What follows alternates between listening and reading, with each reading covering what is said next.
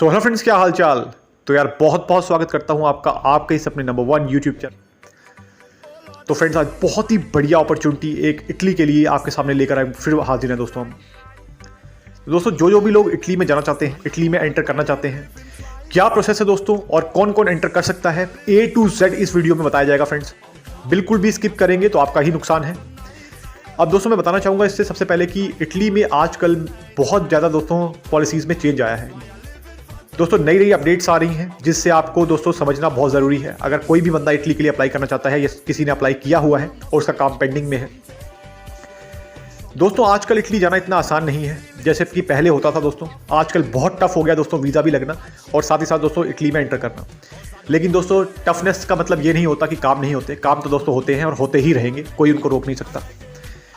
अब दोस्तों मैं बताना चाहूँगा इसमें कि इटली के लिए सबसे पहले आप जान लीजिए दोस्तों कौन कौन लोग एंटर कर सकते हैं और कौन कौन लोग एंटर नहीं कर सकते। उसके बाद मैं आपको अपॉर्चुनिटी बताऊंगा कि इसमें क्या अपॉर्चुनिटी है दोस्तों और हम आपको किस तरीके से PR+ इटली का वीज़ा प्रोवाइड कराने में आपकी हेल्प करेंगे दोस्तों। सबसे पहले दोस्तों मैं एंट्री रिस्ट्रिक्शन बताऊंगा इसमें कि उसके अलावा दोस्तों मैं बताना चाहूँगा आपको, अगर आपको किसी को भी इटली में इस समय एंटर करना है तो सबसे बढ़िया तरीका है दोस्तों स्टडी वीज़ा या फिर वर्क वीज़ा, या फिर दोस्तों अगर किसी के फैमिली टाइज वहाँ पर है तो इन कैटेगरीज में से दोस्तों वहाँ पे अगर कोई जाना चाहता है आज की डेट में तो एंट्री कर सकते हैं आप, कोई दिक्कत की बात नहीं है। इसके अलावा दोस्तों अब दोस्तों ये 9 मंथ प्लस 2 साल, ध्यान रखिएगा दोस्तों 2 ऑप्शन हमारे पास अवेलेबल है जिनमें हम आपकी हेल्प कर सकते हैं। एक दोस्तों 9 मंथ के एग्रीकल्चर का जो इसमें पेपर्स होते हैं, ठीक है, जो वीज़ा मिलेगा आपको प्रॉपर 9 मंथ के लिए, वो आपको करवा के दिया जा सकता है दोस्तों। अदरवाइज अगर आपको इससे लॉन्ग ड्यूरेशन चाहिए और आपको कंप्लीट PR तक का प्रोसेस चाहिए दोस्तों, तो उसके लिए दोस्तों 2 साल का वीज़ा भी हम आपको करवा के दे सकते हैं।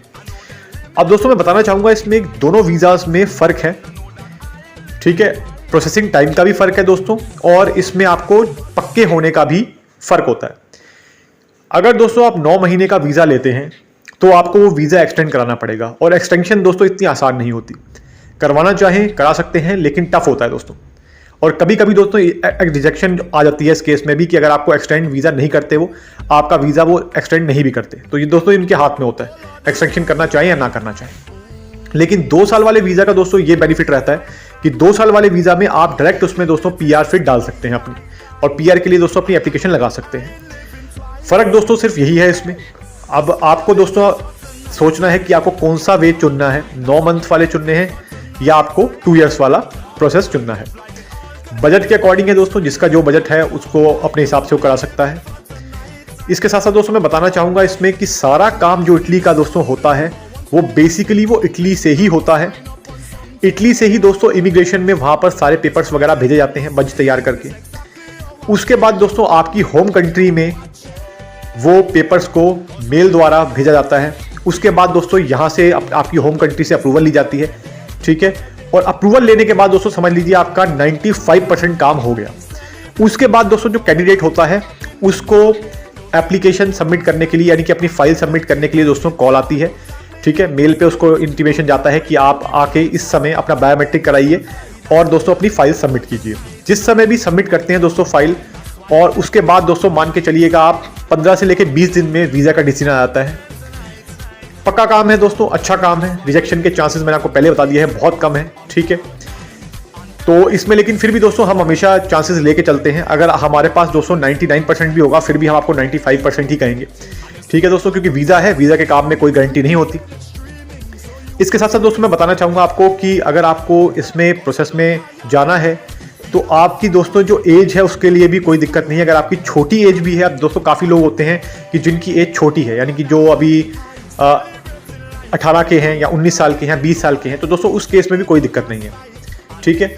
या अगर आपकी एज बड़ी भी है तब भी कोई दिक्कत नहीं है, क्योंकि दोस्तों जनरली क्या होता है कि अगर आप टूरिस्ट वीज़ा के लिए जाना चाहते हैं तो यंग एज के जो पर्सन्स होते हैं उनको टूरिस्ट वीज़ा नहीं मिलता है और उनका टूरिस्ट वीज़ा डिक्लाइन होता है। और ऐसे बहुत सारे जो भी पर्सन्स हैं हमारे पास आते हैं जिन्होंने कहीं से वीज़ा अप्लाई करवाया और उनका रिफ्यूज़ हो गया, और ऐसे केसेस को भी दोस्तों हम स्टडी करते हैं, देखते हैं, और जो भी पॉसिबिलिटी दोस्तों उनके लिए होती है बताते हैं।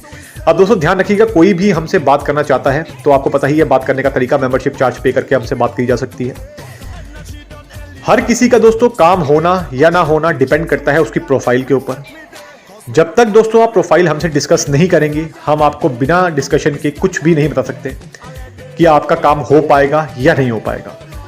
प्रोफाइल में दोस्तों आपकी असेसमेंट होती है, आपकी प्रोफाइल पहले समझी जाती है, देखा जाता है, आपकी कोई रिजेक्शन है कि नहीं है वो देखा जाता है। ठीक है दोस्तों, आपके पास क्या फंड की अवेलेबिलिटी है वो देखी जाती है। ठीक है दोस्तों, हर चीज़ को दोस्तों एनालाइज करके उसके बाद एक एलिजिबिलिटी क्राइटेरिया जनरेट होता है, जिसमें हम बता सकते हैं किसी को भी कि हाँ जी सर आपका इतना % चांस है, हाँ जी मैडम आपका इतना % चांस है होने का या नहीं होने का। उसके बाद दोस्तों अगर आपने काम करवाना है या नहीं करवाना वो आपके ऊपर होता है, क्योंकि उसमें हमारा कोई रोल नहीं है दोस्तों। ठीक है, आखिरी डिसीजन दोस्तों कस्टमर का ही होता है, चाहे वो कोई भी चीज़ में हो। आपको काम करवाना हो, मोस्ट वेलकम, आप हमें बताएं, आपका काम आगे शुरू करवा सकते हैं। अगर आपको नहीं जचता, अगर आपको नहीं करवाना तो कोई भी दिक्कत की बात नहीं है दोस्तों। लेकिन बिना असेसमेंट किए दोस्तों कुछ भी पता कर पाना इम्पॉसिबल है, ये ध्यान रखिएगा। और अगर आपको मुंह के बोल के कोई भी ऐसा बोल देता है कि हाँ जी बिना असेसमेंट के आप चले जाइए, अप्लाई कर दीजिए, तो दोस्तों अप्लाई करने में कोई दिक्कत नहीं है, अप्लाई तो आप 50 बार भी कर दीजिए, लेकिन दोस्तों उसके बाद आनी आपकी रिफ्यूजल ही है। अब दोस्तों वो आपके ऊपर है कि आप अपने रिफ्यूजल को के जो चांसेस हैं उसको कम करना चाहते हैं या आप अपने रिफ्यूजल के चांसेस को हाई करके अप्लाई करवाना चाहते हैं। ठीक है दोस्तों, फर्क सिर्फ इतना ही है।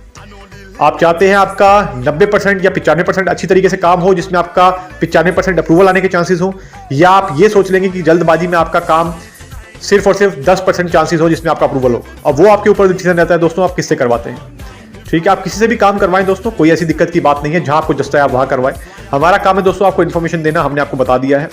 तो आई होप दोस्तों आपको वीडियो अच्छी लगी होगी। तो मिलूंगा आपको अगली बार यार, तब तक के लिए नमस्कार। Thank you so much for your love and support friends, thank you so much.